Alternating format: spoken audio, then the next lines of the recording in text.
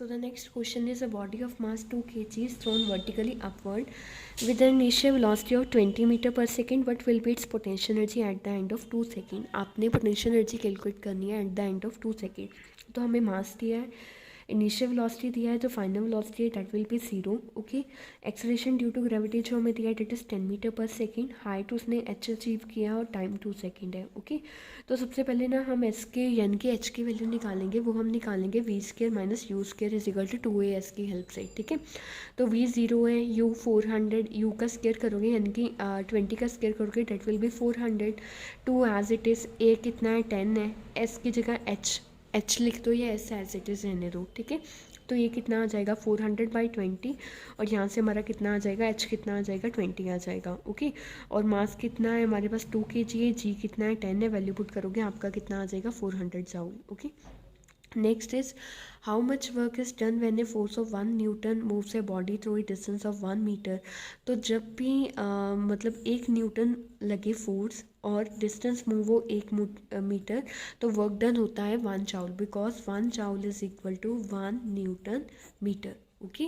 Because क्यों, work क्या होता है, force into distance and the unit of force is newton and the unit of distance is metre. Next is a car is being driven by a force of 2.5 into 10 newton. Force हमें दिया है. Speed कितना है 5 metre per second. It take 2 minute to reach a certain place. इन्होंने हमें time भी दिया है, हमने वर्क डन निकालना है. तो वर्क डन क्या होता है, फोर्स इंटू डिस्टेंस. तो हमें सबसे पहले डिस्टेंस निकालना होगा. तो हमें वेलोसिटी दिया है, टाइम दिया है. तो डिस्टेंस क्या होता है, वेलोसिटी इंटू टाइम यानी कि 5 इंटू 120 कर लो, ये कितना आ जाएगा 600. उसके बाद वर्क क्या होता है, फोर्स इंटू डिस्टेंस. तो फोर्स कितना है 2.5 इंटू 10⁻10. ठीक है. और रेस्ट कितना है वो आपका है यहाँ पे 600. ठीक है. तो इसको आप सॉल्व करोगे तो ये आ जाएगा कुछ इस तरह से 25/10 इंटू 10⁻10 मल्टीप्लाई बाय 600. तो 25 को 60 के साथ मल्टीप्लाई कर दो. ठीक है. और जब आप इसको आप डायरेक्टली इसे हाँ जब आप इसको करोगे सॉल्व तो आपको इस तरह से आएगा 15 इंटू 10⁻12. ठीक है. वो कैसे आएगा, लाइक अगर हम 60 को 25 के साथ करते हैं तो डेट विल बी 1500 इंटू 10⁻10. और इसे हम कैसे लिख सकते हैं 15 into 10⁻2 into 10⁻10 base same power at 15 into 10⁻12 आ जाएगा. ओके.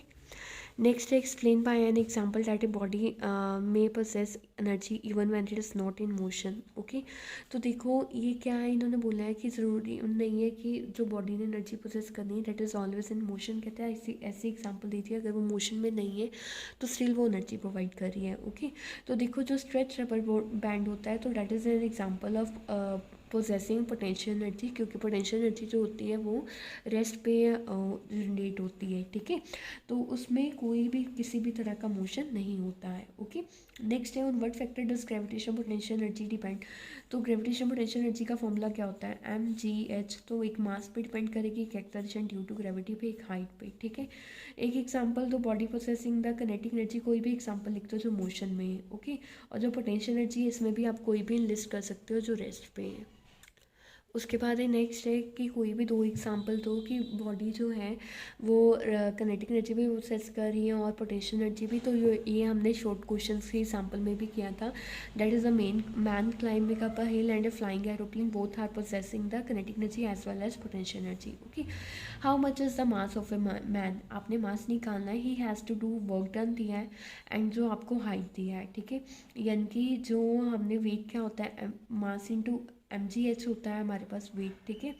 तो बेसिकली हमारी हाइट कितनी है 5 मीटर, वर्क डन कितना है 2500, जी आपको कितना दिया है 10. तो सभी की वैल्यू पुट कर दो. ठीक है. तो यहाँ से जो मास आ जाएगा डेट इज़ 2500 डिवाइडेड बाय 50. तो इसको कट कर दो तो डेट विल बी 50 kg. ओके. Next is if the work done by a force moving an object through a distance of 20 centimeter is 24.2 joule, what is the magnitude of the force. ठीक है. कहते हैं कि अगर जो वर्क डन है वो 20 सेंटीमीटर के डिस्टेंस से किया गया है तो वो 24.2 जाउल है. Work done 24.2 joule, distance 20 centimetre को मीटर में कन्वर्ट कर दो 0.2 मीटर. तो वर्क डन क्या होता है, फोर्स इनटू डिस्टेंस, तो हमने फोर्स निकालना है, तो फोर्स क्या आ जाएगा, वर्क बाय डिस्टेंस, ठीक है। तो 24/2 को डिवाइड करो 0.2 के साथ, तो ये आ जाएगा 242/10 मल्टीप्लाई 2/10, अगर हम इसको खोल के लिखें, ठीक है। तो 10 के साथ 10 कट के और यहाँ पे हमारा आंसर आ जाएगा 121 न्यूटन, ठीक है। 24.2 का पॉइंट हटा के एक 10 लगाया और 0.2 का पॉइंट हटा के 10 लगाया है, ठीक है। Next is a boy weighing 40 kg makes a high jump of 1.5 metre, what is the kinetic energy at its highest point. And साथ ही में उन्होंने पूछा है कि उसका पोटेंशियल एनर्जी क्या होगा। तो देखो हाईएस्ट पॉइंट पे जब बॉडी ऊपर जा रही है, मान लो इस पॉइंट पर पहुंची है, तो वो यहाँ पे आके मोशन में थोड़ी है, वो यहाँ पे तो आके रुक गई है, ठीक है। तो इस केस में final velocity if zero then kinetic energy is zero, okay. And if we talk about the potential energy, तो वहाँ पे आके वो रेस्ट पे आ गई है, तो डेट इज mgh। मास कितना है 40 है, जी कितना है 10 है, और हाइट कितनी है यहाँ पे 1.5 है, ठीक है। तो इसको जब आप सॉल्व करोगे तो आपका कितना आ जाएगा 600 जाओ, या आप इसको इस तरह से भी लिख सकते हो 40 इंटू 10 इंटू 15/10, ओके। तो 40 इंटू 15 करोगे दैट विल बी 600, ओके। तो what type of energy is possessed by the stretch rubber string of catapult, so that is the potential energy. And if a piece of stone that is thrown away on releasing the stretch rubber string of catapult, that possess potential energy and kinetic energy, क्योंकि वो motion में भी आ रही है और as well as rest पे भी है, ओके। तो next is a weightlifter is lifting a weight of mass 200 kg up to a height of 2 meter and the जो gravity दिया है that is 9.8। तो calculate the potential energy, तो m दिया है, h दिया है, g दिया है, पोटेंशियल एनर्जी क्या होती है mgh। तो m कितना है 200, g कितना है 9.8, h कितना है 2। तो इसको सॉल्व करो, 200 divided by multiply by 98/10 into 2, ये कैंसिल, 20 इंटू 2 40, 40 इंटू 98 करोगे दैट इज़ 3920, ठीक है। Similarly work done by weight lifter, उसने कितना किया है, ठीक है। तो दैट इज़ यहाँ पे जो हम लेंगे मास 200, ठीक है, अगेन जी 9.8, तो ये भी कितना सेम आएगा हमारा वर्क डन, ये भी सेम आएगा। Next is a long answer type question. First question is define the term work. Work क्या होता है, फोर्स इंटू डिस्टेंस। इसका फॉर्मूला बोलो एफ इंटू एस, ठीक है। मीनिंग क्या है, एफ का मतलब है फोर्स एंड एस का मतलब है डिस्टेंस। नेक्स्ट है न्यूमेरिकल, पर्सन का मास कितना है 50 kg है, हाइट कितनी है 72 मीटर है, वर्क डन निकालो। एम दिया है, एच दिया है, वर्क डन यहाँ पे पोटेंशियल एनर्जी के अकॉर्डिंग निकालो, दैट इज mgh, ओके।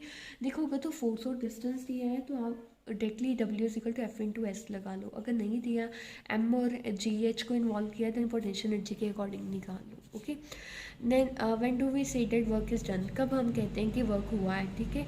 देखो जब भी हम किसी बॉडी पे फोर्स लगा रहे हैं, वो अपनी जगह से डिस्प्लेस हो रही है, पोजीशन चेंज कर रही है, तब हम बोलते हैं कि वर्क हुआ है, ठीक है। उसके बाद फॉर्मूला क्या है वर्क डन का, अगर हम अगेंस्ट ग्रेविटी वर्क करते हैं तो दैट इज़ mgh, ठीक है। मीनिंग क्या है, m का मतलब है मास, g का मतलब है acceleration due to gravity, h का मतलब है हाइट, ठीक है। उसके बाद है how much work is done when a force of 2 Newton move A body through a distance of 10 centimetre in the direction of force, ठीक है। तो आपने वर्क डन निकालना है, यहाँ पे फोर्स दिया है, डिस्टेंस दिया है, तो वर्क क्या होता है फोर्स इंटू डिस्टेंस, तो 2 इंटू 10 को मल्टीप्लाई कर दो, दैट विल बी 20 आ जाएगा, ठीक है। तो पहले सेंटीमीटर को मीटर में चेंज कर देना, यहाँ पे 10 सेंटीमीटर है, यहाँ पे इसको मीटर में कन्वर्ट कर देना। उसको क्यों करना पड़ेगा, because 1 joule is equal to 1 newton metre, तो हमें सेंटीमीटर को मीटर में कन्वर्ट करना पड़ेगा, okay. Then what happen to the work done when the displacement of a body is right angle, जहाँ पे भी राइट एंगल आ जाए, इन दिस केस हमारा जो वर्क डन होता है that will be 0, okay.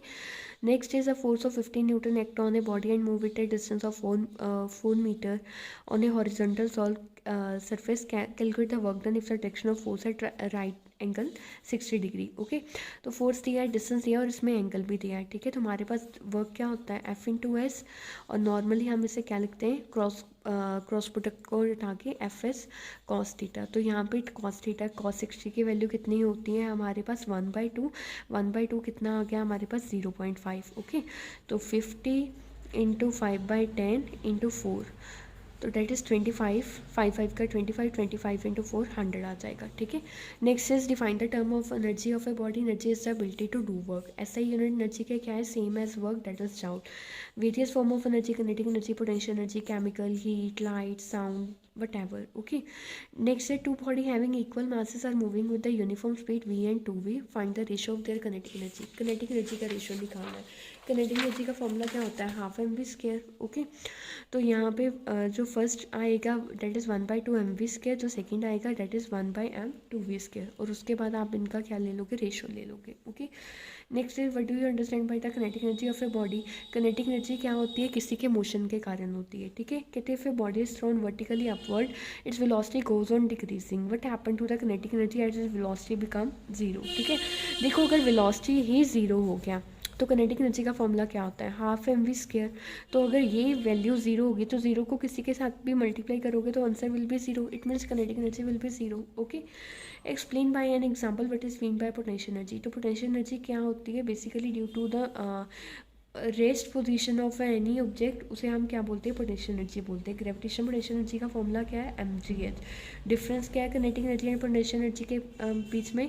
Kinetic energy जो होती है वो मोशन के कारण होती है, पोटेंशियल एनर्जी रेस्ट के कारण होती है. ठीक है, नेक्स्ट है हमारे पास अ बॉल ऑफ 0.5 kg मास दिया है. ठीक है, स्पीड कितनी है 5 metre per second to 3 metre, यानी कि यू और वी दिया है. हमने क्या निकालना है, change in the kinetic energy, यानी कि एक केस में हम 3 लेंगे और दूसरे केस में हम क्या लेंगे, 5 लेंगे. ओके, सो इसमें क्या है, किनेटिक एनर्जी हमने क्या ली 1/2 पहले ली. पहले हमने जो v1 लिया है वो 5 लिया है, v2 लिया है 3 लिया है. तो दोनों के केसेस में हमने इसको निकाला है हाफ एम वी स्क्वायर लेके. ठीक है, तो इसका जो रेशो आएगा डेट इज़ 25/4 और 9/4. ओके, उसके बाद है what is the difference between the gravitation potential energy and elastic potential energy. देखो जो पोटेंशियल एनर्जी होती है that is due to position of a body above the ground, that is gravitation potential energy. ठीक है, पर अगर हम बात करें that potential energy due to change in shape and size of the body, it is called the elastic potential energy. Okay, तो जो stretch rubber है that possess elastic potential energy. Okay, and जो वाटर है जो tank में भरा हुआ है that is above the height of the ground, that is the gravitation potential energy. Okay, next is if 784 joule work was done in a lifting a 20 kg mass, calculate the height through which it was lifted. तो work कितना है 784 joule, mass कितना है 20 kg, gravity is the 9.8 metre per second. तो weight कितना है mgh. तो w कितना है 784, m कितना है 20, g कितना है 9.8. तो यहाँ से हम इसका h का वैल्यू निकाल लेंगे. तो वो कितना आएगा 784 20 इंटू 98/10 इंटू एच, 10 2 का 20, 784 यहाँ पे.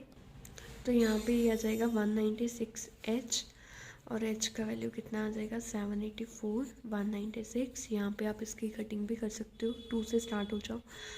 2 9 का 18, 2 8 का 16 और यहाँ पे 2 3 का 6, 2 9 का 18, 2 2 का 4, अगेन 2 पे यहाँ पे 49 और यहाँ पे 2 9 का 18, 2 6 का 12.